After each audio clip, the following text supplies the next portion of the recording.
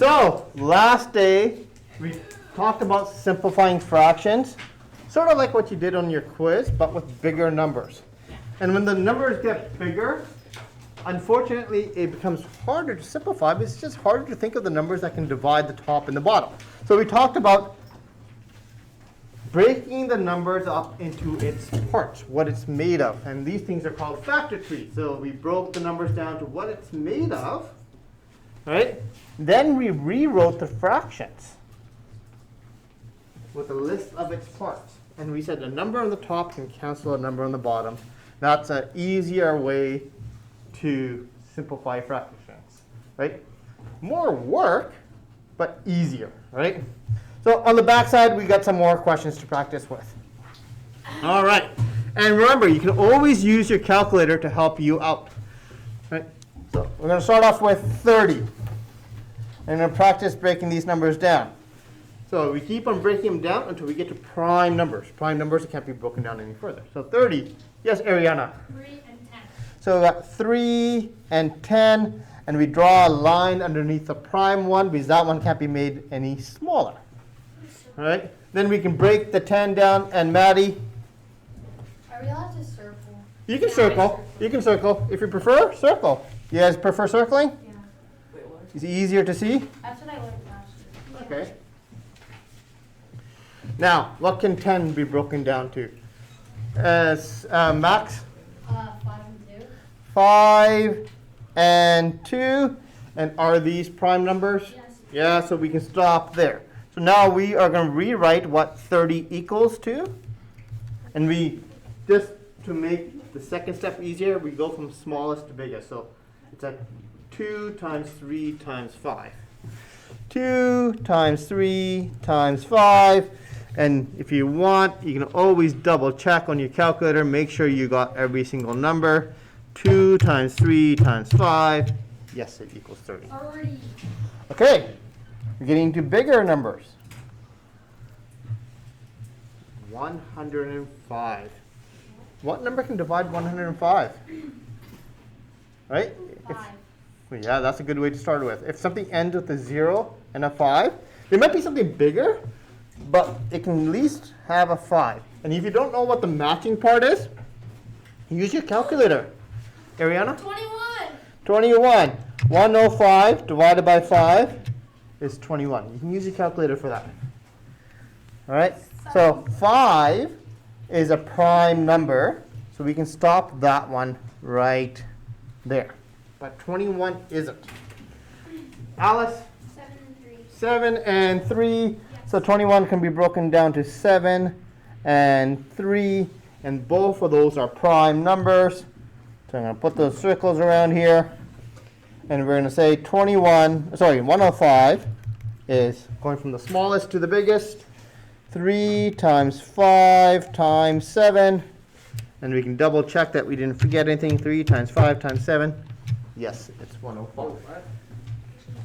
Okay? All right. Here we go. 14. Sam. 7 and 2. 7 and 2.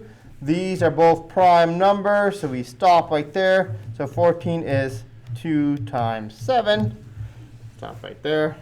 Okay. Okay. Next up, 84. Armand, 8. can 8 fit into it? Let's check. 14. Hey, he suggested 8. We're going to try 8. Divided by 8, and it doesn't work. So if it gives you a decimal number like that, it doesn't work. Ariana? 7 and 12. So 84 divided by 7, 7 and 12 work, okay? Yeah. Oh, like 6 times 64 is 8 times 8. All right? Okay. So now 7 is a prime number, so that one stops. But the other branch, we need to keep on going. Yes. 12. Armand this time. 6 and 2. 6 and 2. 6 and 2. So the 2 is a prime number, so that one stops. The 6 keeps on going. 2 and 3. And 2 and 3, thank you. And those are both prime numbers. So now we write this out. So 84 is equal to, from smallest to biggest, we have 2 2s, 1 3, and a 7. 2 2s, 1 3, and a 7. All right? And we can double check if we need to. 2 times 2 times 3 times 7. Yes, indeed, it's 84. Okay. Cool. Now, we're just going to work on making these numbers smaller. So we've already made the factors for all these on the other side. So what we need to do is rewrite these. So we said 30 was 2 times 3 times 5. And we said 105 is 3 times 5 times 7. All right, so instead of writing down the original numbers, we break it down to its factors. Now we cancel out the common factors. So what numbers can we cancel out? Ariana? 3 and 5. So the 3 and a 3, when we cancel, it's top versus bottom, right? And a 5 and a 5, and what we have left over 2 and 7. is our simplified answer. Okay, 2 over 7. Okay? So try the next one on your own.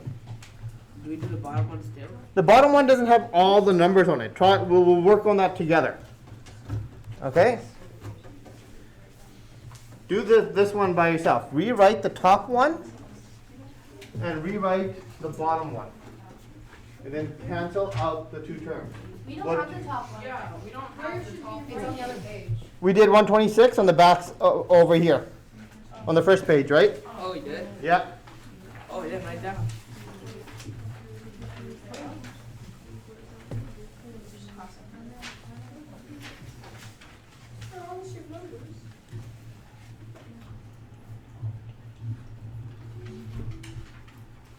All right.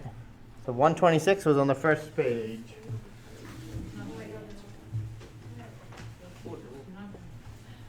I just use finish. Hmm? I'm not finished. I don't know. Just give it a couple of seconds here.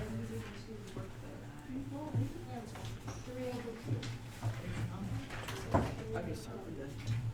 2, 3, 3, 7, 84. Look, that's a 2, 3, 3, 7.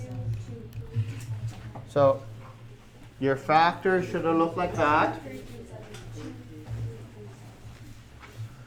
Okay.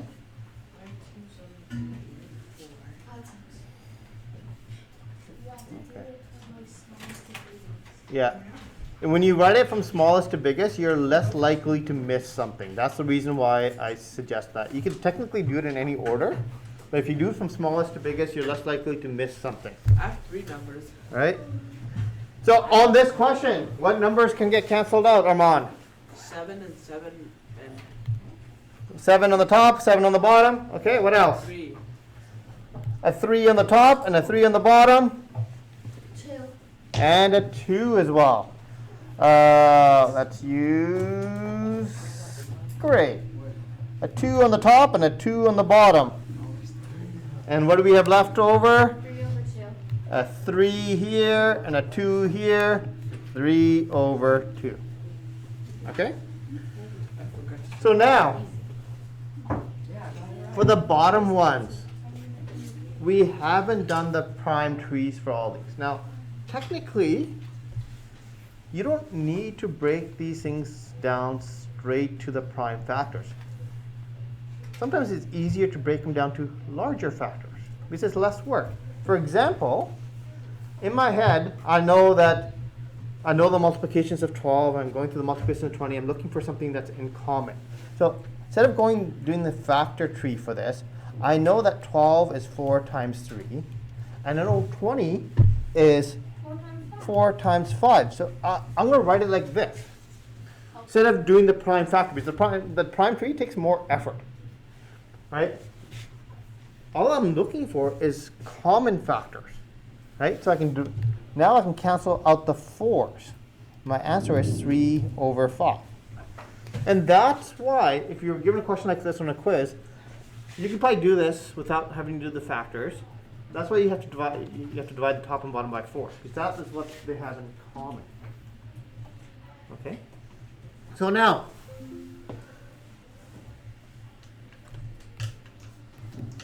let's look at 8 and 18. In your head, think of the numbers that multiply to make 8.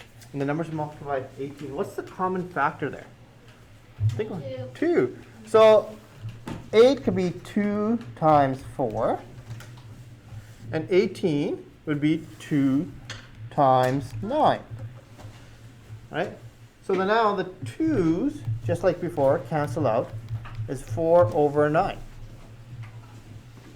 Okay, now, when we're doing it this way, there's more chances of maybe this fraction not being in lowest terms. You may not have broken down it fully, so you always have to check your final answer and see, hey, can this be reduced further? It's less work than a tree, right, but may not necessarily be in lowest terms. Okay. All right, so you can do it either way. So we still have